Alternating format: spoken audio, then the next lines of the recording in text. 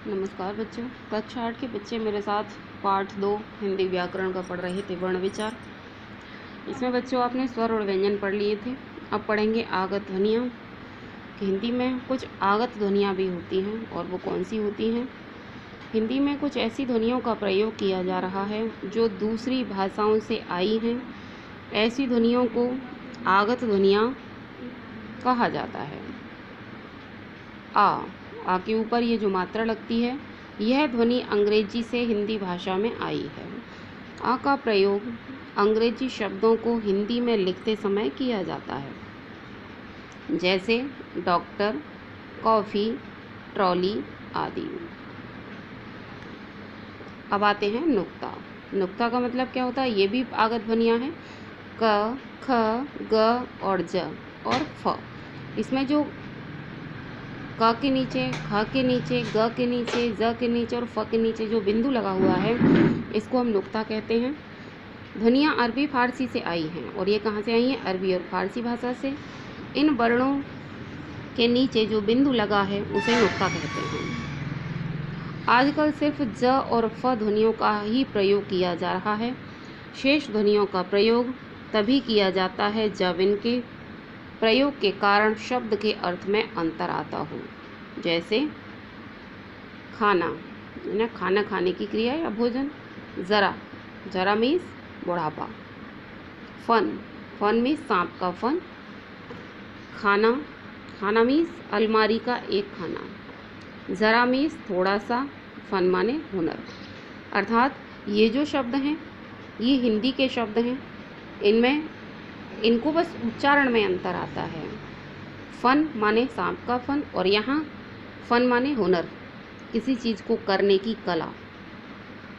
यहाँ ज़रा बुढ़ापा से है, और यहाँ ज़रा थोड़ा कम। यहाँ खाना भोजन की क्रिया से है, और यहाँ खाना अलमारी का एक खाने से है। अब आते हैं बच्चों व्यंजन के भेद। उच्चारण के आधार पर व्यंजन के दो भेद होते हैं, अल्पप्राण और महाप्राण। अल्पप्राण क्या होता है? अब इसमें जिन व्यंजनों के उच्चारण में वायु की मात्रा कम होती है तथा कम शक्ति से मुख से बाहर निकलती है, वह अल्पप्राण कहलाते हैं। ये अल्पप्राण व्यंजन हैं। और अल्पप्राण व्यंजन कौन कौन से हैं?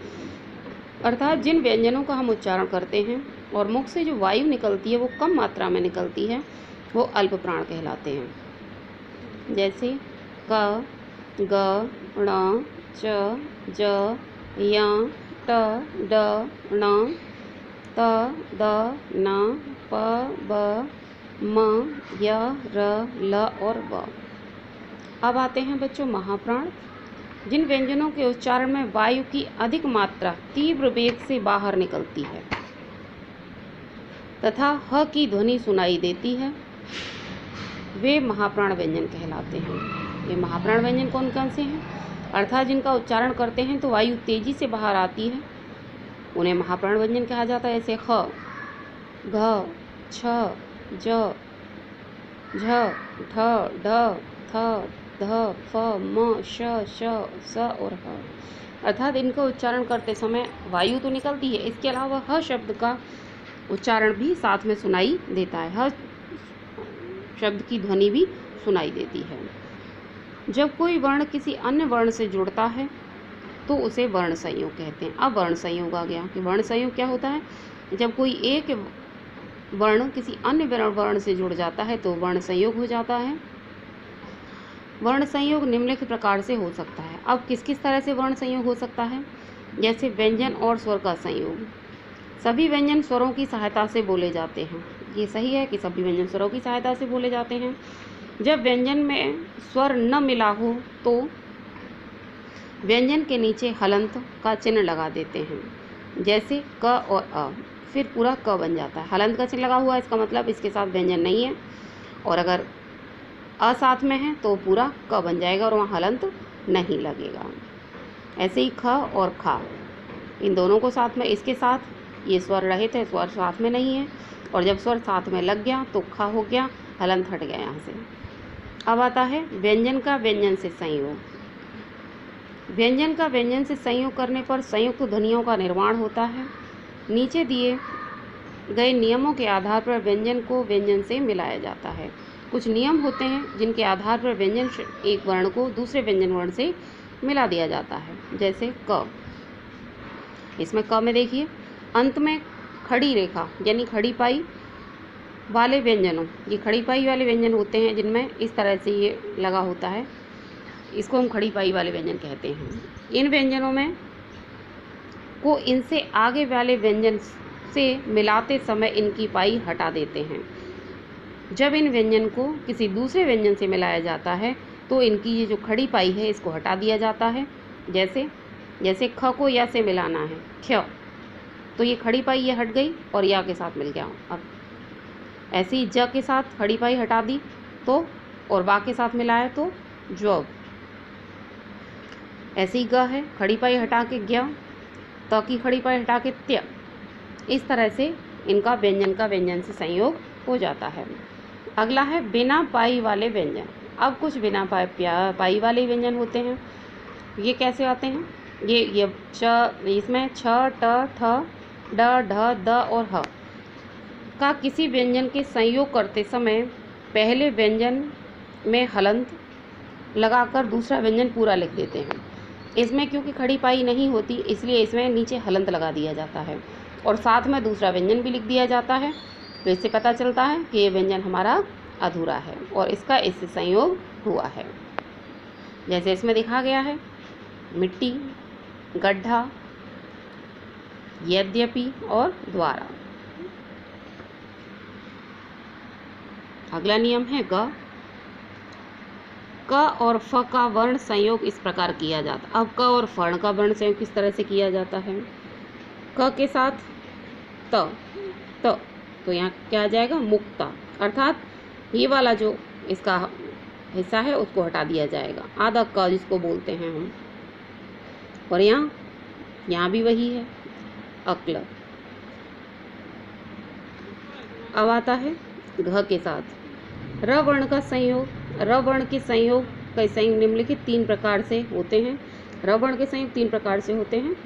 पहला है इसमें जब र स्वर रहित होता है तो अगले व्यंजन के सिर पर लगाया जाता है। इसे स्वर रहित र को रेफ कहते हैं।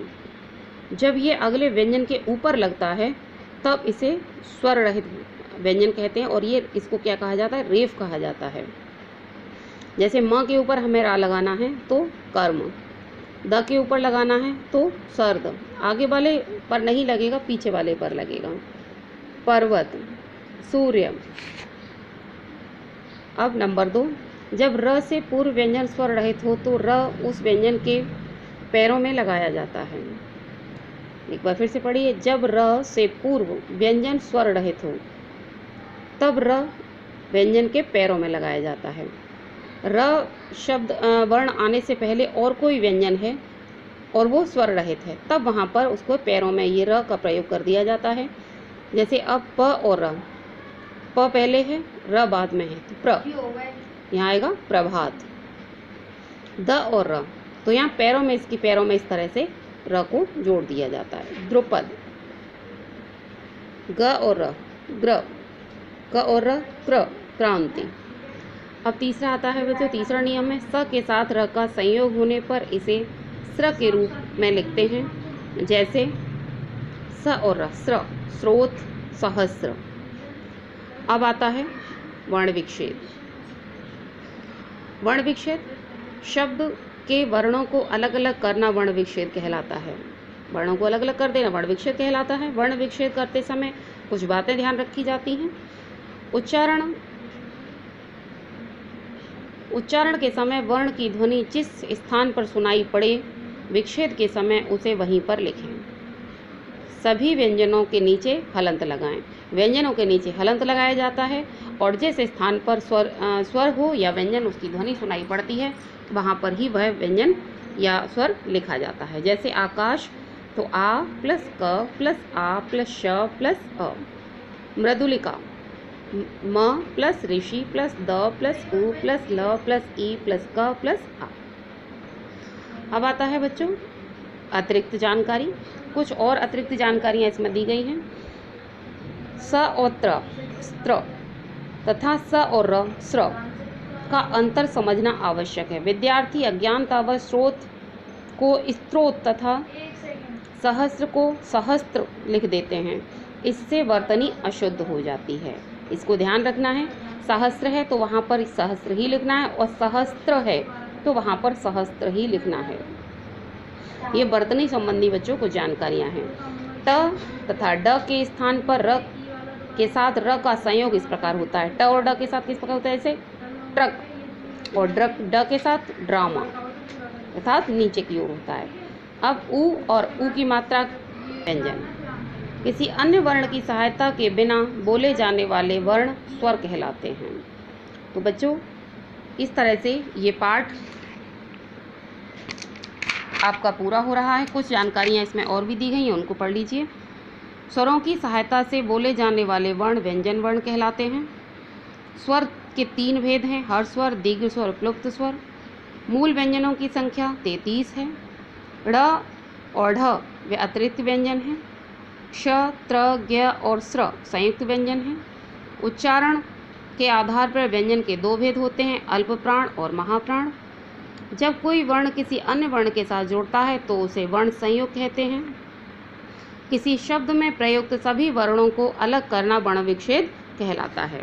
तो बच्चों इस पाठ को दोबारा से दोहराइएगा, पढ़िएगा, घर में रहिए, सुरक्षित रहिए और जो बच्चे रह गए हैं जिनकी फ़ीस जमा नहीं हुई है फ़ीस जमा कराइए। धन्यवाद।